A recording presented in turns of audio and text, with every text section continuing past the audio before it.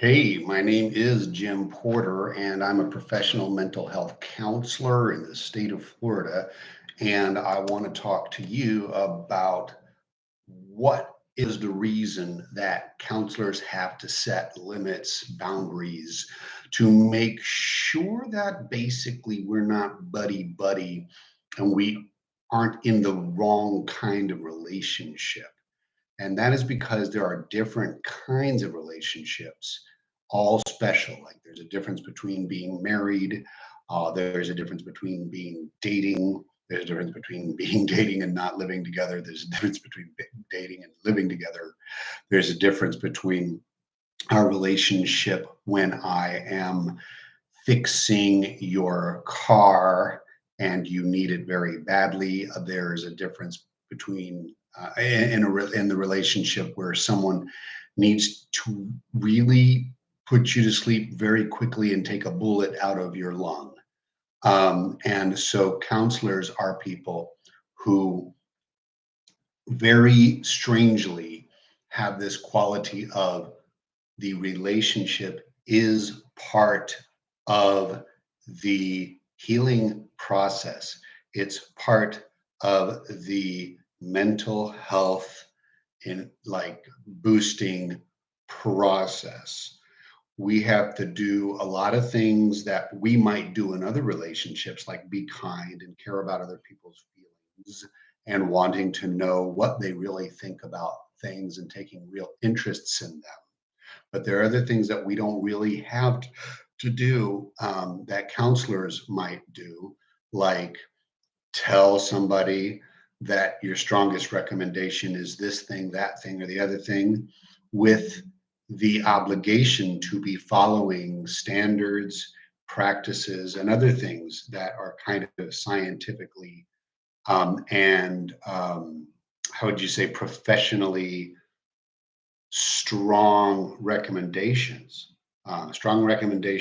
for you, the client or patient, and strong recommendations for me about not just going off instinct all the time, but actually having a professional community, professional standards, and actual scientific data to help me do and recommend things that I should do and recommend. And then it's going to be like very different when I go home at the end of the day. There are certain things I can do that at home that I almost, well, there's definitely certain things that I cannot do with clients, even 10 years after they've stopped being my clients. There is a saying, which is close to a hard, fast rule: once a client, always a client. But there is also the idea that sometimes that doesn't work. Like in small town, you, the client. We counselors are only humans. And a lot of times we think we can set sometimes the wrong kind of limits, that we can't do a certain amount of things for people inside for example, should I be browsing the internet while I'm talking to you? I think not, unless I am actually looking for something that I want to show you and talk to you about on the internet that I think bears upon your needs. And also to protect the client because boundaries means I can't talk about you in any way that allows someone to realize that I'm seeing you as your therapist, unless you've given me true consent. And usually, I always, in fact, get written consent to protect myself from that. So that's one example to protect you, the client, the patient, to maintain a professional relationship. So when I hang out with my buddy at let's say we go to a restaurant or a bar or a coffee place. It's a very different relationship than, let's say, we were working together in a joint organization where we're both counselors and we both own the place. We're going to show a different kind of relationship at our work here, and I actually start to go into a different version of myself knowing what I'm needing to do for people, with people, in an hour, right? I need to actually be in the role of a helping professional, which is very different than a friendly guy. Okay. So to avoid burnout, yes, people have asked me in the past. I don't get asked it as much because I think people get it. How do you deal with hearing all those tragic stories? Well, part of it is because I'm playing a particular role here.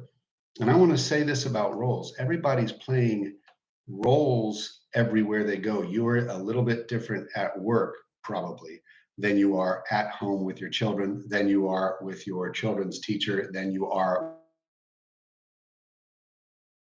with your spouse. Obviously, the behaviors and attitudes that go with those different roles are different to some degree, sometimes to an extreme degree. That's how humans get along without just having everything blur into one big, you know, what they used to call it. Well, anyway, one big party. If I think of the word, I'll say it later.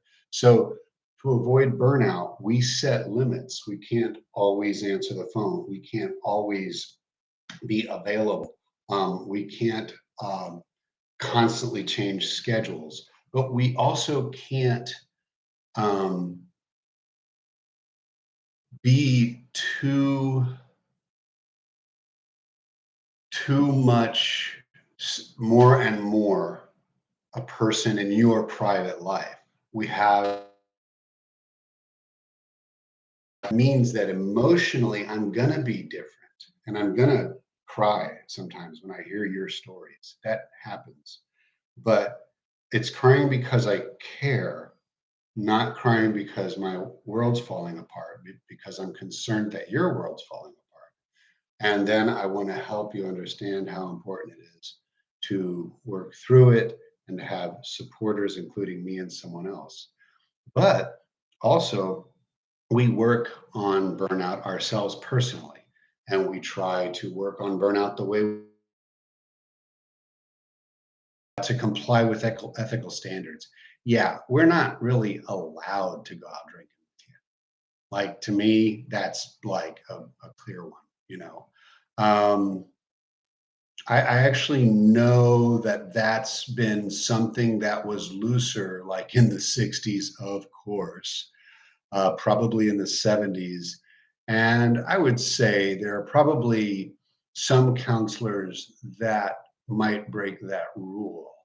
As I understand it, like, but well, I would just say that that's to me really that's really a danger zone, and that's not something I want to do. So I just know that there have been things like encounter groups that are at the end they might have like a party or something with little wine, like maybe if it's a marriage type encounter group, they might have small measured doses of wine. I'm still kind of iffy on that. And that's the issue with ethical standards. We have to make our best in good, but right there, the ethical standards are something that allows us to be scared of experimenting too broadly with, hey, this might really work better for clients if I just loosen up here or loosen up there. So, next, number five is to avoid legal liability. We can be sued for that. You can sue us for that. You sign a document, and if you come to my office, that shows that you can hold me accountable. To set a good example, counselors are role models for their clients. I believe that. I believe that's true. And if I set boundaries, I don't know if there's a better way for you to become more comfortable setting boundaries. Everybody is different in their ability to set boundaries, but everybody could learn that there are certain boundaries that they're questioning that are okay to set firmly in place. Everybody can learn a little bit more about setting boundaries. There are people who are like extremely rigid. They still need to learn about setting boundaries because rigidity is different. That's automatic. It's unthinking. It's just boom, boom, boom, boom, boom. I can't stray from these strictures, right? Counselors can also show what it looks like to be flexible. And I talk to my colleagues about this, whether you're aware of it or not. You're gonna maybe even unconsciously notice things about how you feel with a therapist. A lot of times it's good to trust yourself, even though you don't know why you're feeling comfortable with that therapist or why you're not feeling uncomfortable with that therapist. If you're comfortable with that therapist, maybe stay with them. Be very careful to understand that the feeling has to come along with evaluating the therapist's behavior.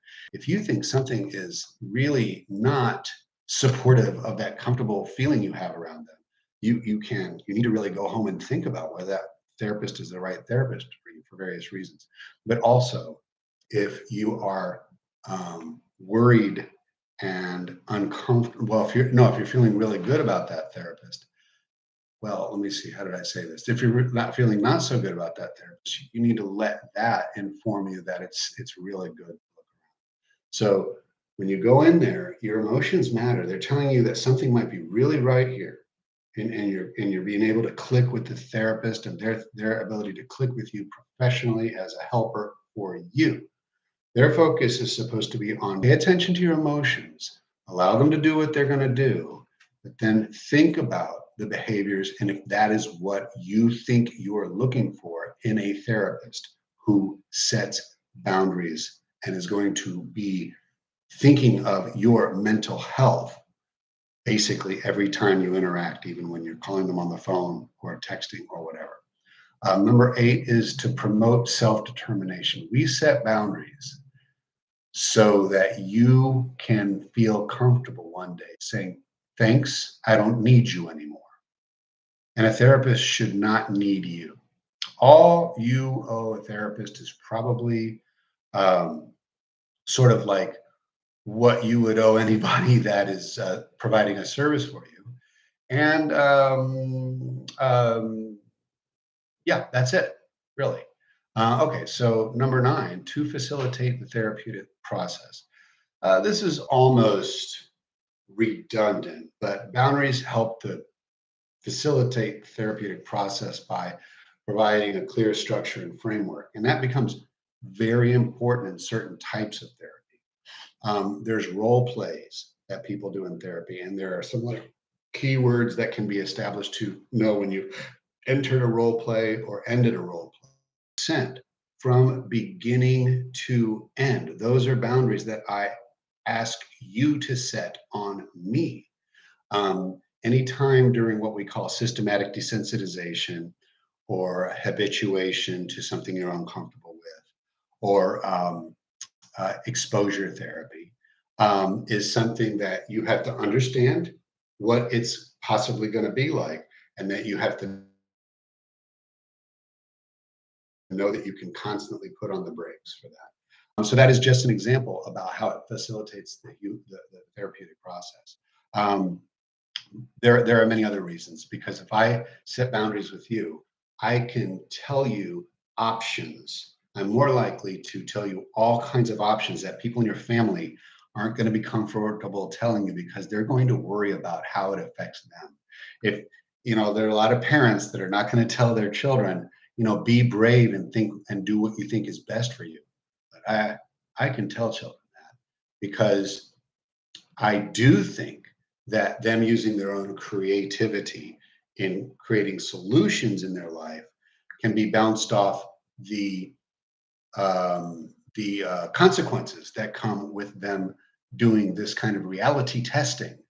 Some of the consequences will be coming from their parents. I we all play in our lives, and I have a professional identity of being Jim Porter, PhD, licensed mental health counselor, and and the master's degree and all that stuff. Meaning that I think of myself as a person who works to increase the overall mental health and quality of life of my individual clients, my families that come to me, the families of my individual clients, and the broader community, right? So that is something that I think about probably all day long, but definitely when I'm in here, and definitely when I'm doing professional work, even office management type of things. It's very different feeling doing that than being at home and trying to find something really cool for me to watch on the internet, or something to do with my wife, or how to get somebody to go out and hang out with me. Or if I'm going to write fiction books, or if I'm going to go painting, I'm a different person under those circumstances. So just remember, you want to see structure, and you want to see a certain kind of closeness that is not a buddy, a family member type of closeness, and you want to see some kind of distance that is not, I don't care about you. And that is probably all I need to say about why I put up boundaries as a mental health counselor. Thank you very much. And if anybody's watching this